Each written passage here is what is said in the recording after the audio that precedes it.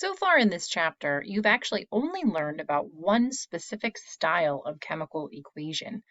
We would call that a molecular equation.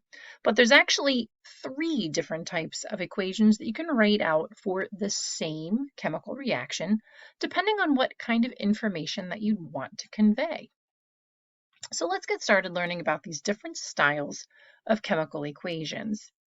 Again, in chemistry, there are three basic styles of equations. We call the one that we're most familiar with already a molecular equation. But for the same chemical reaction, we can also write a total ionic equation or something called a net ionic equation. And this video is designed to try and help explain the difference between all three. Now, a molecular equation is the regular style of equation that we have been writing almost since the beginning of the year. It will show exactly what chemicals go into a chemical reaction, exactly what chemicals come back out, complete with balancing and state symbols.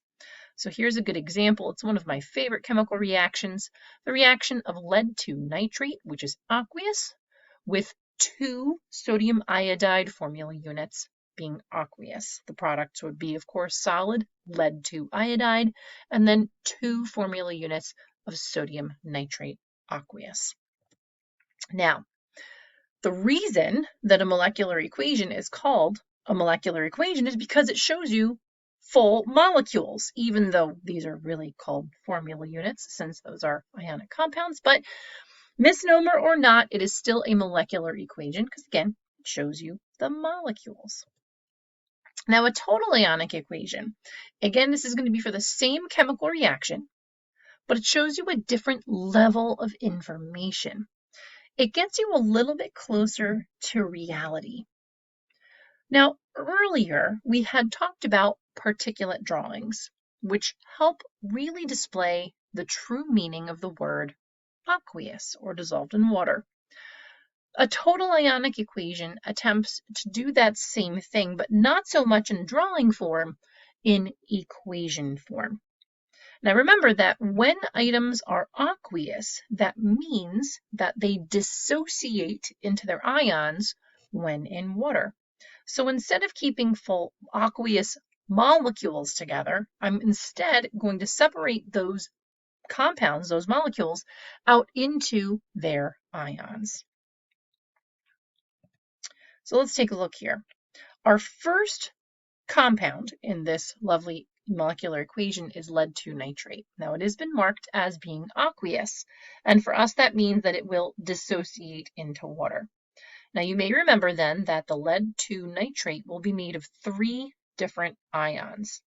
1 lead ion with a 2+ charge and 2 different nitrate or NO3 ions, each with a -1 charge. Now notice how this ends up being written. Before, in the molecular equation, we had a subscript 2 on that nitrate. Now that subscript 2 implies that everything on the inside here is all bonded together. But yet in the total ionic equation, it really better displays how the ions have dissociated. Now polyatomic ions still stick together, but if we have multiple of them, they can separate. So instead, the subscript 2, the little 2 that's written below the nitrate in the molecular equation, comes out front now and lives as a coefficient, the big number out in front. That implies that those 2 nitrates are no longer bonded. Now we could do this for every aqueous compound on the inside of a molecular equation. We would not do this, however, for the solid compound, because remember, solids stick together. So some quick tips and tricks to help make this process a little bit easier. Number 1, only the aqueous compounds are going to break apart. So if you have something labeled as either being solid, liquid, or gas, you do not separate those compounds. Anything that does get broken apart, since it's dissociating into an ion, will need an ionic charge listed for it. This is why the lead has its 2+ and the nitrate also has its 1- charge. Anything broken apart will also need its own state symbol. Now the state symbol is not going to change from the original equation. So notice that on the PbNO3 aqueous that we have in the molecular, I simply take that same state symbol and give it to both partners on the inside of the total ionic equation. Now again, polyatomic ions themselves are going to stay together.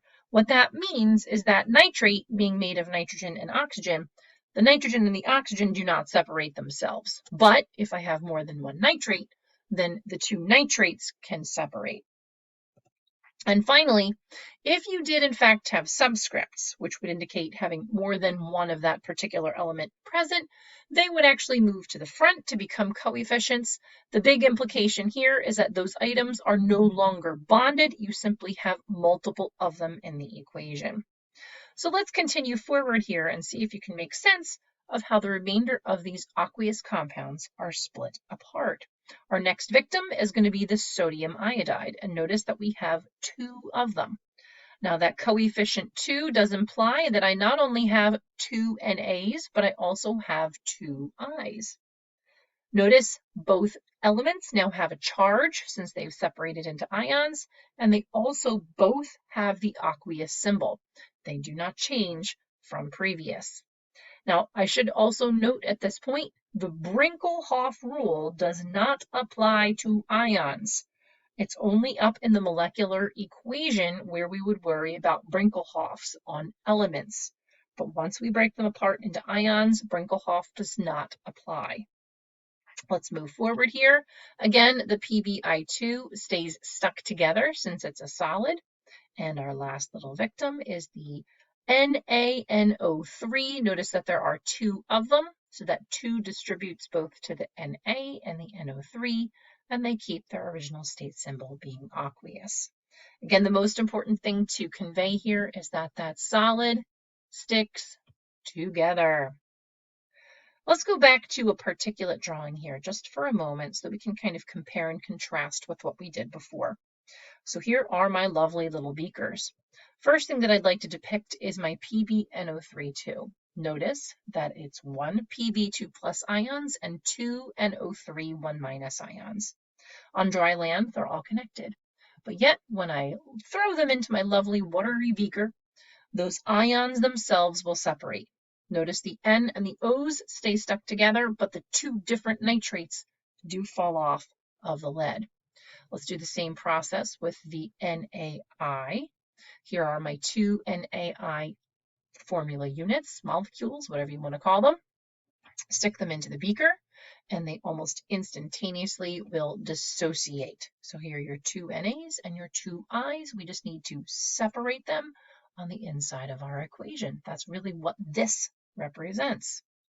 Now, during the process of the chemical reaction, we would end up taking our two beakers and pouring their contents together. So let's finish up with our Na and our I. And of course, while they're reacting, those chemicals are going to be reaching around and bumping into each other. We just need to try and figure out, are new pairings of these elements going to result in a chemical reaction? Now, Pb and Na, notice they both have positive charges. Well, like charges repel, so they're instantaneously going to bounce back off of each other and just go back into the beaker. Another combination might be our negative ions, but again, like charges repel, so they would simply bounce off of each other and keep running around in our beaker.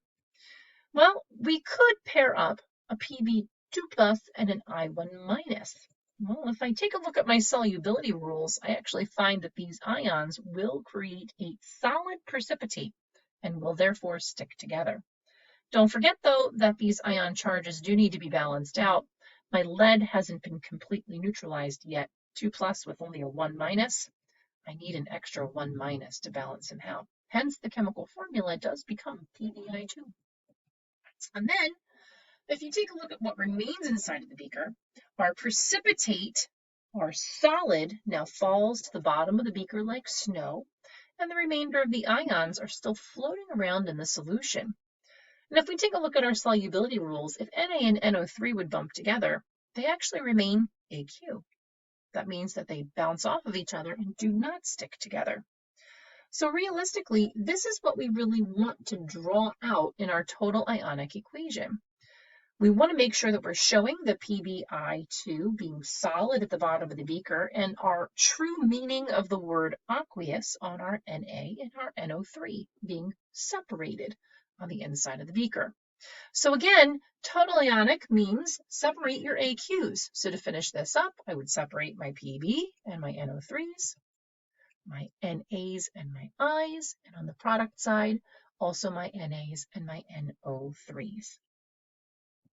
Now that we have the total ionic equation written out, it's time to get into the pièce de résistance, the net ionic equation. Now, this is just simply a simplification of our total ionic.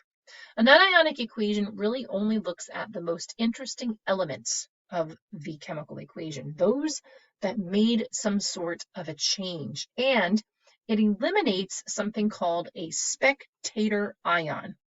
Now, just like at a sporting event, a spectator is simply there to watch the action. It doesn't actually participate in the action. So it kind of remains unchanged from beginning to end. So what we need to do is to identify these spectator ions, those things that are the same on both sides of the chemical equation. In this case, it looks like 2Na1 plus AQ is exactly the same on both sides of the chemical equation. This is a spectator ion. Yet there is a second one, 2NO3 1 minus AQ, exactly the same on both sides of the chemical equation.